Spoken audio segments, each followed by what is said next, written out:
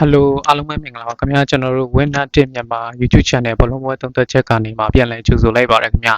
ဟုတ်ကဲ့ကျွန်တော်တို့မနေ့ကပွဲတွေကတော့တကယ်ကိုကျွန်တော်တို့ကမောက်ကမရလက်တွေကျွန်တော်တို့ဖြစ်သွားတယ်ပေါ့နော်ဆိုတော့မထင်ထားတဲ့ရလက်တွေကျွန်တော်တို့ဖြစ်သွားတယ်ဆိုတော့ဟိုပြင်သစ်ပွဲကလည်းကျွန်တော်တို့ Croatia ကနေပြီးတော့ penalty မဝင်လို့ပေါ့နော်နှုတ်မို့ဆို 3-0 နဲ့ဖြစ်မှာပေါ့နော်ပထမပိုင်းမှာဒီ Croatia ကတစ်ချိန်လုံးကျွန်တော်တို့ dominate လုပ်နိုင်တယ်ပေါ့နော်ဒုတိယပိုင်းမှာအခွင့်အရေးတွေတာပေမဲ့ပြင်သစ်ကတကူတော့မှမရခဲ့ဘူးဆိုတော့ဒိန်းမတ်နဲ့ကျွန်တော်တို့ပေါ်တူဂီပွဲလဲကျွန်တော်တို့ကတပွဲလုံးတစ်လျှောက်လုံးကဒိန်းမတ်ကပဲ dominate လုပ်သွားပြီးတော့ 1-0 နဲ့ပေါ့နော်နောက်အီတလီကလည်းပထမပိုင်းမှာ dominate လုပ်ခဲ့တယ် 1-0 နဲ့ကျွန်တော်တို့ဂျာမနီကိုအေးစစ်စစ်နိုင်သွားပြီလို့ထင်တာဒါပေမဲ့ပွဲပြီးရလက်က 1-2 ဖြစ်သွားတယ်နောက်ကျွန်တော်တို့ဘယ်ဂျီယန်လည်း 1-0 နဲ့ကျွန်တော်တို့ပထမပိုင်းမှာနိုင်ပြီးတော့ကျွန်တော်တို့ယူကရိန်းကနောက်ကျွန်တော်3ဂိုးလိုက်ထည့်သွားတယ်ပေါ့နော်တကယ်ကိုထင်မှတ်မထားတဲ့ကျွန်တော်တို့ပွဲစဉ်တွေကျွန်တော်တို့ဖြစ်သွားတယ်ပေါ့နော်ဒီနေ့ရောကျွန်တော်တို့ထင်မှတ်မထားတဲ့ပွဲစဉ်တွေဖြစ်သွားမလားဆိုတာတော့ကျွန်တော်တို့ပြောတော့မပြောတတ်ဘူးဆိုတော့ဒီမှာတော့ကျွန်တော်ဒီနေ့နှစ်ပွဲတော့ကျွန်တော်ရွေးချယ်ထားတယ်ပေါ့နော်ဒီပွဲတွေကတော့ကျွန်တော်တို့မကောင်းဘူးပေါ့နော်ဒါပေမဲ့ဒီလိုပွဲတွေကတော့ကျွန်တော်တို့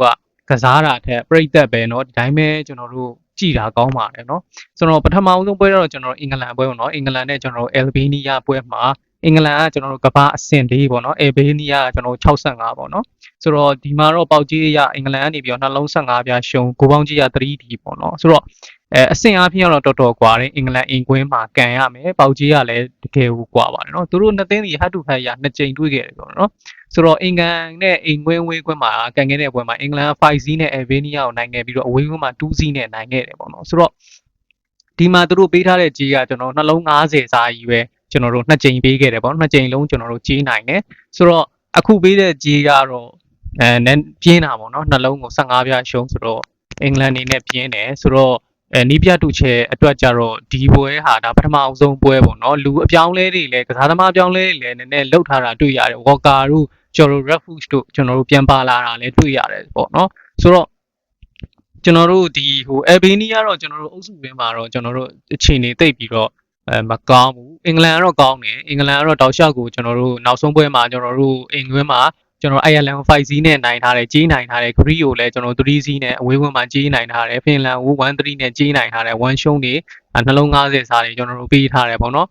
Greece တပွဲတည်းကျွန်တော်တို့အင်္ဂလန်မှာ1-2နဲ့ရှုံးတဲ့ပွဲကတော့ကျွန်တော်တို့ကြီးရှုံးထားတယ်ပေါ့နော်ဆိုတော့အင်္ဂလန်ကတော့ကောင်းတယ်ဒါပေမဲ့ရှေ့တုန်းကအရှေ့ကန်ထားတဲ့ဒါနီးပြနဲ့နီးပြူဟာအခြေအနေနဲ့သူကတော့ပုံစံတစ်မျိုးပေါ့နော်အခုကတော့နီးပြတူချေရဲ့ပထမဆုံးကန်ရမယ့်ပွဲဆိုတော့ဘယ်လိုလာမလဲတော့မသိဘူးဆိုတော့အယ်ဘေးနီးယားဘက်ကိုပြန်ကြည့်မယ်ဆိုအယ်ဘေးနီးယားတော့ကျွန်တော်တို့ဒီ nationally ကျွန်တော်တို့3ပွဲကန်တဲ့ပွဲမှာပေါ့နော်သူကတော့အဝေးကွင်း2ပွဲရှိမယ်အဝေးကွင်း2ပွဲမှာကျွန်တော်တို့တပွဲနိုင်ပြီးတော့တပွဲဖြစ်ထားတယ်ပေါ့နော်ရှုံးထားတယ်ချက်ကို2-0နဲ့ရှုံးပြီးတော့ဂျော်ဂျီယာကို1-0နဲ့ကျွန်တော်တို့နိုင်ထားတယ်ပေါ့နော်ဆိုတော့ဂျော်ဂျီယာကိုလည်းပဲရှုံးတဲ့ဂျော်ဂျီယာဘက်ကလည်းပဲရှုံးပေးပြီးတော့နိုင်ထားတာပေါ့နော်ဆိုတော့အသင်းအားဖြင့်ကတော့ဟိုဘက်မှာတော့တကယ် great player မရှိဘူးအယ်ဘေးနီးယားကတော့ဘယ်လိုမှရှင်လို့မရဘူးဈေးကွက်အားဖြင့်ကတော့ BTTS ဈေးကွက်မှာကျွန်တော်တို့နှစ်ဖက်သွင်းကိုမရှိဘူးတစ်ဖက်တည်းကပဲသွင်းမယ်ဆိုပြီးတော့ပြထားတယ်အင်္ဂလန်ဘက်ကပဲသွင်းမယ်ဆိုပြီးတော့ပြထားတာတော့ရှိတယ်ဒါပေမဲ့အုပ်စုတွင်းမှာတော့အယ်ဘေးနီးယားကအဝေးကွင်းကောင်းတယ်ဗျဂိုးသွင်းထားတယ်ပေါ့နော်3ပွဲကစားပြီးတော့သူက3ဂိုးသွင်းထားတယ်ပြီး3ဂိုးရှိတယ်ပေါ့နော်သူက6ပွဲမှာ4ဂိုးပဲသွင်းထားပေမဲ့အဝေးကွင်းမှာဂိုး၄ရှိတယ်ပေါ့နော်ဒါပေမဲ့လည်းဒါအသင်းငယ်တွေကိုဒါသွင်းထားတယ်လို့ပဲမှတ်ယူရမယ်ပေါ့နော်ဆိုတော့အင်္ဂလန်နေနဲ့အနည်းဆုံးတော့2-0တော့ဖြစ်လိမ့်မယ်လို့ထင်ပါတယ်ဒါပေမဲ့ပြောလို့တော့မရဘူးပေါ့နော်3-0လည်းဖြစ်ကောင်းဖြစ်နိုင်တယ်1-0ပဲတစ်နေမလားတော့မသိဘူးနီးပြတူချေကဘလို့ကစားမလဲဘလို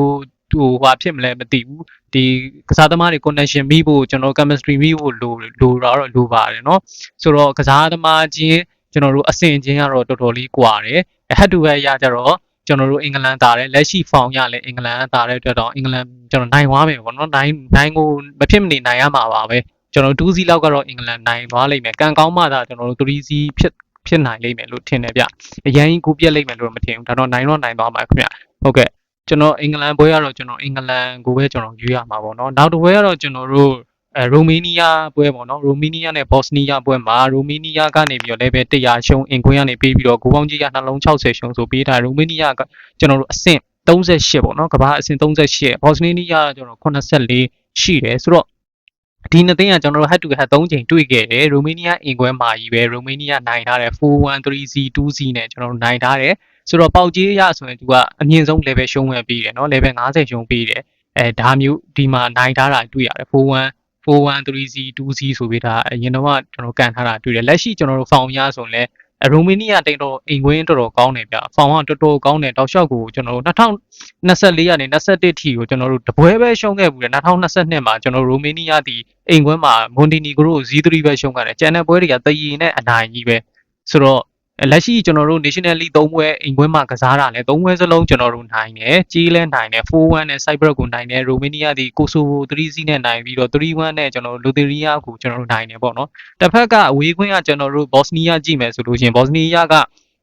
အဝေးကွင်းတော်တော်လေးညံ့တယ်ဆိုတော့ပြီးခဲ့တဲ့ Nation League 3ပွဲမှာကျွန်တော်တို့ Germany ကို 7-0 နဲ့ကျွန်တော်တို့ရှုံးတယ် Hungary ကိုတပွဲကိုတည်ကြတယ် ZC နဲ့တည်ကြပြီးတော့ Netherlands 5-2 နဲ့ရှုံးတယ်ပေါ့နော်ဆိုတော့နောက်ကျွန်တော်တို့ Euro တွေဆက်ကြည့်လိုက်လို့ရှင်လဲ Euro မှာလည်းအခြေအနေသိပ်မကောင်းအဝေးကွင်းမှာ Iceland တော့မှ 1-0 နဲ့ရှုံးတယ်ဆိုတော့Slovakia တို့ 2-0 နဲ့ရှုံးတယ်ထားလိုက် Iceland ကြီးကိုကျွန်တော်တို့က 1-0 နဲ့ရှုံးတာကြီးอ่ะနည်းနည်းတော့ကျွန်တော် Bosnia ကိုဟိုဖြစ်တယ်ဒီမှာ Bosnia ရဲ့ကျွန်တော်တို့မှာအဓိကတိုက်စစ်မှုဆိုရင်ကျွန်တော်တို့ဗျာ DZ ကိုတို့ပါတယ်ဗျာဟိုဟာဆိုရင် Stuttgart တိုက်စစ်မှု Diva Rovic တို့ပါတယ်Romania မှာအဲ့လောက်ကြီးကျွန်တော်တို့ဟိုဒီကကျွန်တော်တို့တည်တယ်ကစားသမားတွေမပါဘူးထို့တော့သူတို့ကတင်းဖောင်ကောင်းတယ်လက်ရှိမှာဖောင်အရန်ကောင်းတယ်ပေါ့နော်ဆိုတော့ကျွန်တော်အနေနဲ့ကတော့ Ancient Romania လည်းပဲတရားရှုံးလေးကိုပဲကျွန်တော်တို့ကသဘောကျတယ်ဗျဆိုတော့ဟိုဟာကိုသဘောမကျဘူးเนาะဒီဟိုဟာအဝေးကွင်း Bosnia ကိုတော့ကျွန်တော်သဘောမကျဘူးလက်ရှိဖောင်ရရော head to head ရရောပြီးတော့သူတို့ကန်ထားတဲ့ဟာဂိုးကိုကျွန်တော်တို့တော်တော်လေးကိုဂိုးသွင်းဖို့တော်တော်လေးခက်ခဲတဲ့ပွဲပေါ့နော်ဟိုဂျာမနီကို9ဂိုးမရှိနဲ့ရှုံးထားတယ်ဟန်ဂေရီကိုအိမ်ကွင်းမှာတရေပဲကန်ထားတယ်နော်ဟန်ဂေရီကအဲ့လောက်ကြီးကျွန်တော်တို့ကောင်းတဲ့အသင်းမဟုတ်ဘူးဒီမှာကျွန်တော်တို့ယူရိုမှာတော့ကျွန်တော်တို့အိုက်စလန်ကို1-0နဲ့ရှုံးတာကြီးတော်တော်ကြီးကိုရုပ်ပြတ်ပါတယ်နော်ဆိုတော့ကန်ကောင်းလိမ့်မယ်လို့ထင်ပါတယ်ဒီနေ့ကတော့ကျွန်တော်နှစ်ပွဲပဲကျွန်တော်တို့ရွေးထားပါတယ်ခင်ဗျဆိုတော့ပရိသတ်ပဲလောက်တာကောင်းပါတယ်ခင်ဗျဟုတ်ကဲ့ဒီနေ့ကတော့လေဟုတ်ကဲ့အားလုံးကိုကျွန်တော်အနေနဲ့ကျေးဇူးတင်ပါတယ်ခင်ဗျ